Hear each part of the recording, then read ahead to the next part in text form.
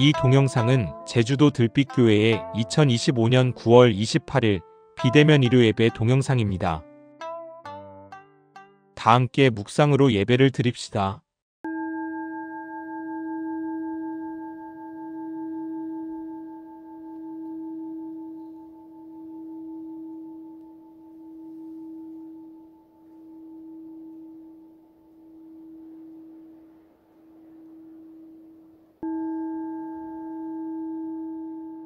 예배 기원을 함께 합시다. 없이 계신 님이시여, 높고 낮은 님이시여, 우리 안에 님이시여, 이 예배를 통하여 우리 모두 당신과 일치되어 참 자유를 누리게 하소서. 아멘. 이제 찬송가 62장 고요히 머리 수결을 함께 부르겠습니다.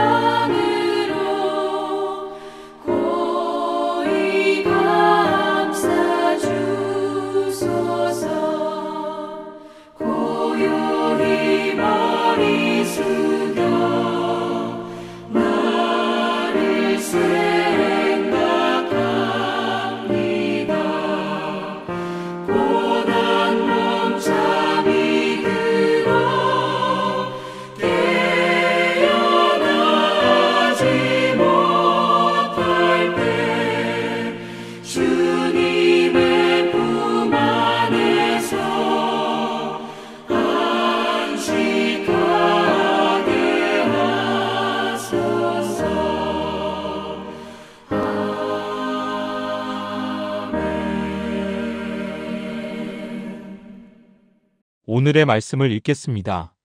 마태복음 11장 20절에서 30절까지입니다. 예수께서 권능을 가장 많이 행하신 고을들이 회개하지 아니하므로 그때에 책망하시되 화 있을진저 고라시나 화 있을진저 벳세다야 너희에게 행한 모든 권능을 두로와 시돈에서 행하였다면 그들이 벌써 베옷을 입고 재에 앉아 회개하였으리라. 내가 너희에게 이르노니 심판날에 두로와 시돈이 너희보다 견디기 쉬우리라. 가버나움아, 내가 하늘까지 높아지겠느냐? 음부에까지 낮아지리라.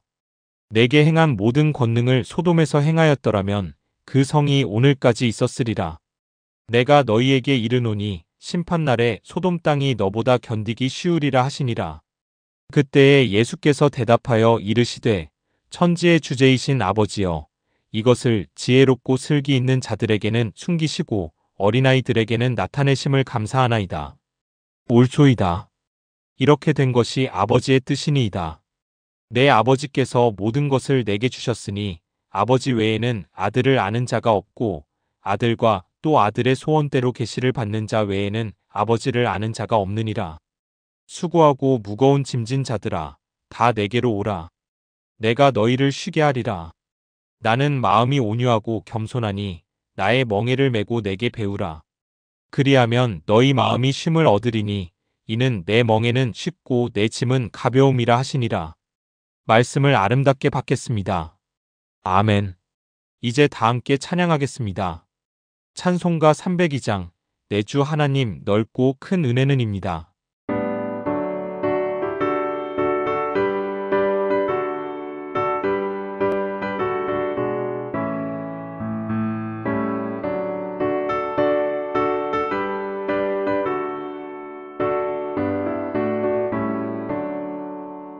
내 주 하나님 넓고 큰 은혜는 저 큰 바다보다 깊다.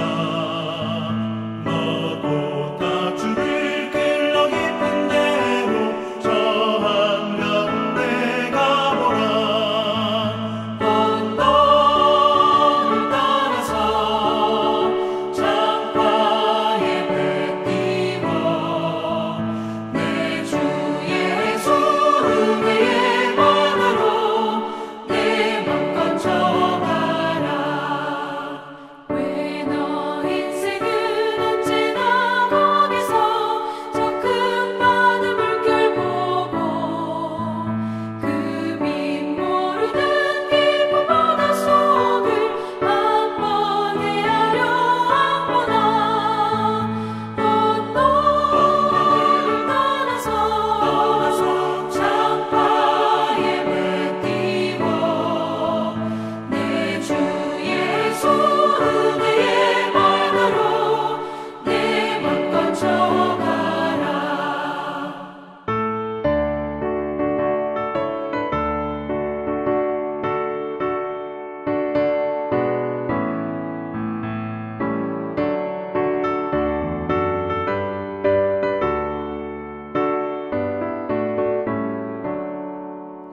많은 사람이 얕은 물가에서 저 큰 바다 가려다가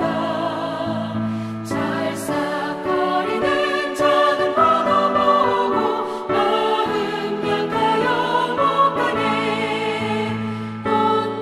언덕을 따라서 창가에 배 띄워 내 주 예수 은혜의 바다로 내 맘껏 져가라. 자 곧 가거라. 이제 곧 가거라. 저 큰 은혜 바다 향해. 자 곧 내 너를 저 깊은 데로 가라. 망망한 바다로. 언덕을 따라서 창가에 배 띄워 내 주 예수 은혜의 바다로 내 맘껏 져가라.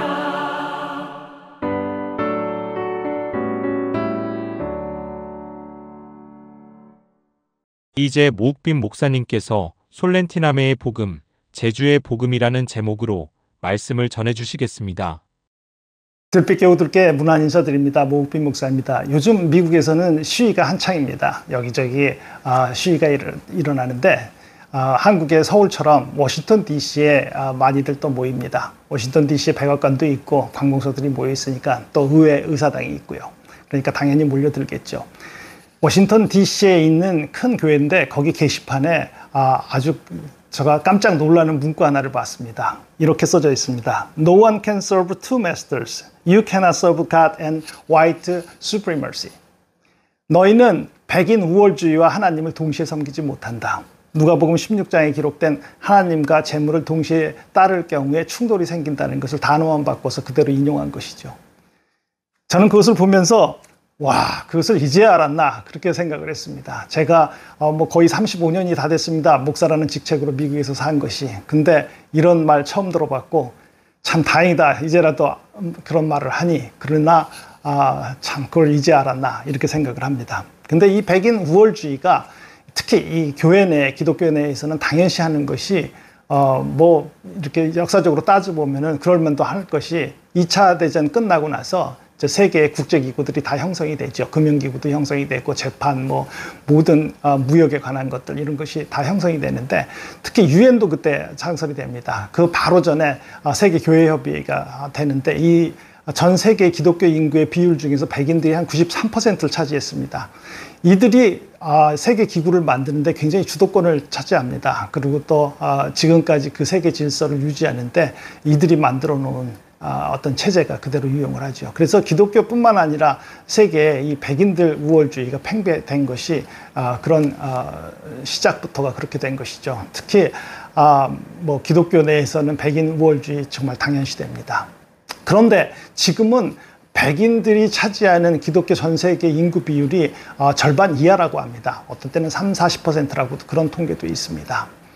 비백인인 민족들한테 열심히 전도해서 이런 결과가 나온 것이 아닙니다. 2차 대전 끝나고 피식민지에 있었던 국가들이 독립을 합니다. 이 국가들에 남아있는 기독교 신앙이 이 사람들에게 받아들여져서 급성장을 한 것이죠. 그래서 상대적으로 백인 비율이 낮아진 것이지 전도를 열심히 한 결과가 아니죠. 선교사들이 가가지고 하는 것은 그 당시에 식민지 시절에 남겨놨던 재산 관리를 많이 한 것뿐입니다. 이들이 백인들이 이렇게 숫자적으로는 적어졌다 하더라도 이 기독교 내에서 백인 우월주의는 아직도 당연시합니다. 그들이 만들어 놓은 기독교 교육, 신앙 형태, 예배 방식 그대로 적용되죠. 똑같습니다. 그런데 이렇게 백인들이 만들어 놓은 것이 아닌 전혀 다른 교회의 역사가 또 있었습니다. 그것이 잘 안 알려져 있기 때문에 그렇지 그런 일들은 여기저기 일어났었습니다. 그래서 오늘 말씀 나들이의 제목에 밝혔듯이 제가 하나 솔렌티나메의 복음이라고 하는 이 솔렌티나메 지역의 사람들의 신앙을 소개하려고 합니다. 솔렌티나메는 중미죠. 니카라과라고 하는 남미의 국가에서 그 변방에 있는 변방 바다에 이렇게 섬이 몰려 있는데 38개의 섬들을 전부 다 그 지역을 솔렌티나메 그렇게 부릅니다. 그 당시에 그러니까 이것이 알려진 것이 솔렌티나메의 복음이라는 책이 쓰여져서 알려졌는데 50년 전쯤 되죠. 그 당시에 한 90세대, 한 1000여 명 주민들이 그곳에 살았다고 합니다. 그래서 이 사람들이 기독교 신앙을 갖고 있었기 때문에 에르네스트 카르디날이라고 하는 이 목회자, 이 책의 저자이기도 하죠. 이 목회자가 정규 신학교육을 받고 목회자로서 여기에 부임해 갑니다. 그래서 거기서 목회를 하는데 자신이 받았던 조직신학의 교육, 또 교회 전통의 교육, 이분들 신앙에는 거의 적용할 게 없다는 걸 느낍니다. 왜냐하면은 한날 한시에 교회에서 모이기도 어렵습니다. 농어민들이 일하는 것도 틀리고 또 섬에서 섬으로 옮겨가는 배가 없기도 합니다. 그래서 이들한테는 그런 예배가 아니고 그냥 여기저기 자신들이 일하는 집회소에서 모이거나 어떤 때는 노천에 앉아서 복음서의 한 일부분을 읽고 예수님의 생애 그리고 우리의 삶 비교해보고 예수님의 활동을 서로 점검해보고 그렇게 이야기를 하는 것이 예배입니다. 더더구나 그 당시에 복음서를 읽어야 되겠는데 문자를 못 읽는 문맹인들이 꽤 있었습니다. 근데 문맹 퇴치 교육용으로도 쓰여집니다. 아시다시피 히라보는 이 복음서의 히라보는 이렇게 높은 교육을 받은 그런 전문가들이 읽는 고급 용어가 아니고 통속적인 일반 사람들의 그런 히라보입니다. 그래서 히라보는 스페니쉬나 프랑스하고도 가깝기 때문에 문맹 택지 교육용으로도 아주 안성맞춤이죠. 목회자인 카르디나는 시를 쓰기도 했습니다. 그래서 화가 이런 분들하고 같이 어떤 그런 예술 작업도 했습니다. 그래서 솔렌티나메 민중미술이라고 하는 한 분야도 꽤 많이 알려져 있는데 솔렌티나메는 그래서 이제 자연스럽게 종교 공동체, 예술가 공동체로 갑니다. 근데 니카라과의 주류교회에서는 여기를 주목하고 이단시합니다. 왜냐하면은 이들은 백인들 전통교회가 한 번도 거의 쓰지 않을 단어 같은 단어를 거의 매주 만날 때마다 이야기할 때 씁니다. 예를 들면은 독재, 착취, 자본주의, 공산주의, 침략, 사회정의, 혁명, 폭력과 무장투쟁, 사유재산, 계급, 특권, 해방, 제국주의, 사회변혁, 인권, 고문, 정보부 등등 이런 말들을 뭐 거의 이 많은 단어들을 거의 매주 씁니다. 이것이 이 니카라과 주류교회에서는 신성 모독이라고 봤습니다. 너희들은 숭배해야 될 것을 숭배하지 않고 엉뚱한 얘기를 하고 반정부를 도모한다는 것이죠. 더더구나 니카라과에서는 그 당시 소모사라고 하는 미국 정보부 매판의 아주 독재 정권이죠. 그런 시대였었습니다. 이들은 마침내는 결정을 하죠. 그래서 소모사 정권은 경찰, 군대 그리고 또 방공 수호대 모집해서 여기를 급습합니다. 많은 교우들이 죽습니다. 농민들이 죽습니다. 카르디날 목회자는 몇몇 생존자들하고 함께 같이 이웃나라인 코스타리카로 도망을 갑니다.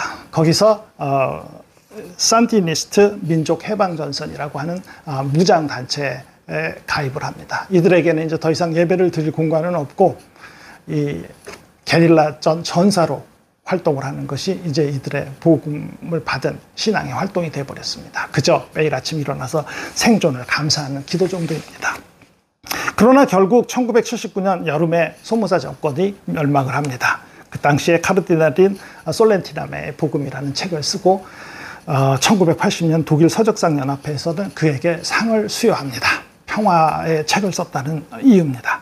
자세하게는 그 상을 수여한 이유가 이렇습니다. 솔렌티나메의 복음은 성서의 복음을 해석하는 높은 수준의 교육을 받은 전문가의 손에서 일상을 살아가는 민중의 손으로 옮겨주었다는 그 공로를 인정해서 이 상을 수여한다는 것입니다.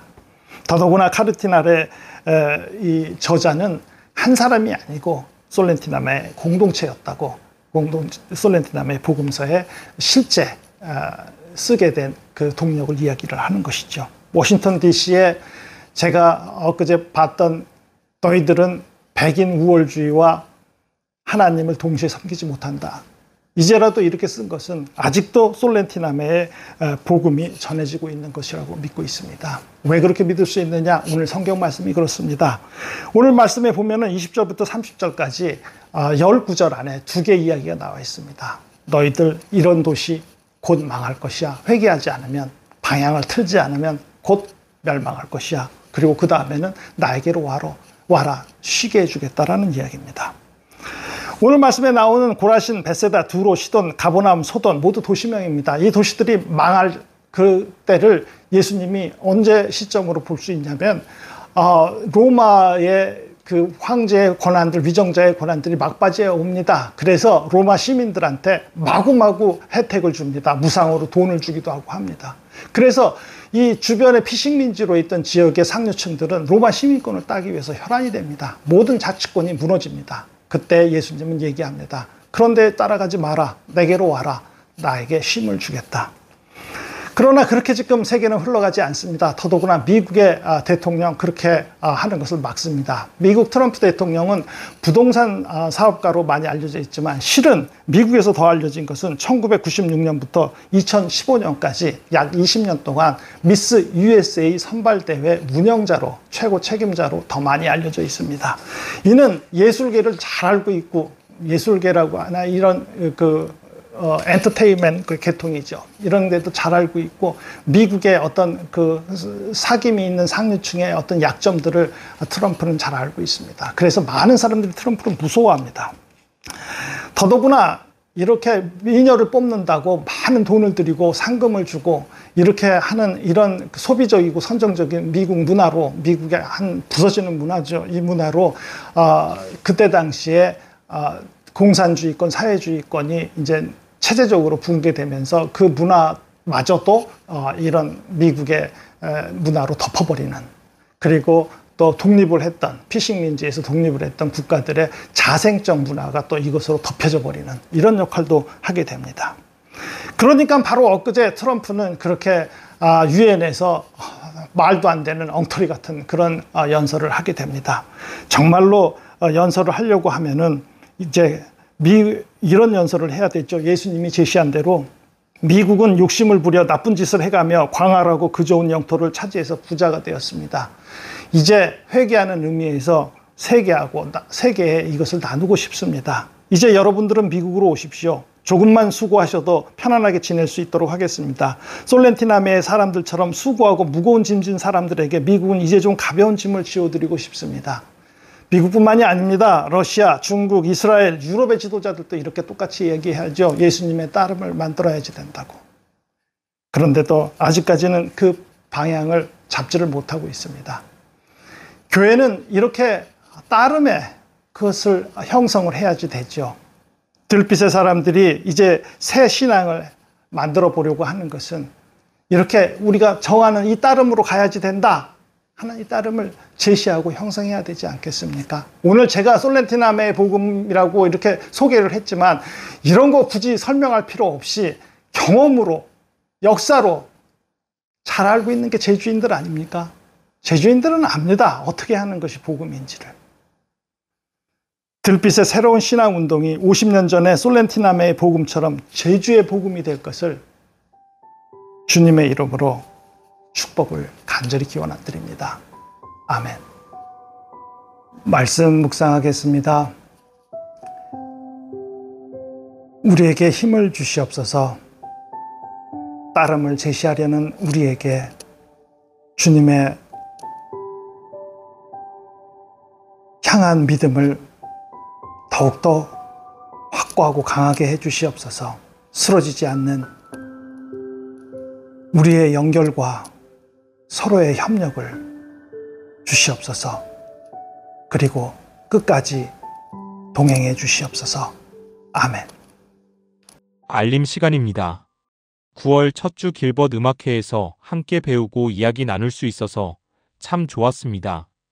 10월 5일 예배 때는 고정숙 권사님의 눈을 돌려 실록을 보니 좋은샘 청년의 새봄이 길 따라 박호영 권사님의 찬란한 5월입니다. 조영식 집사님의 당신의 마음 알도록을 배우면서 작은 길벗 음악회로 진행합니다.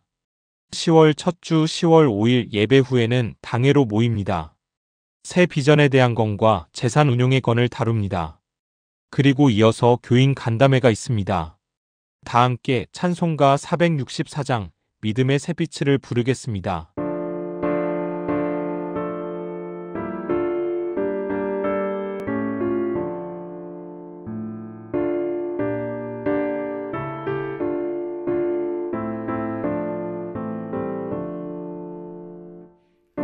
믿음의 새빛을 밝히는 마음으로 주의 길 나서는 하나님 백성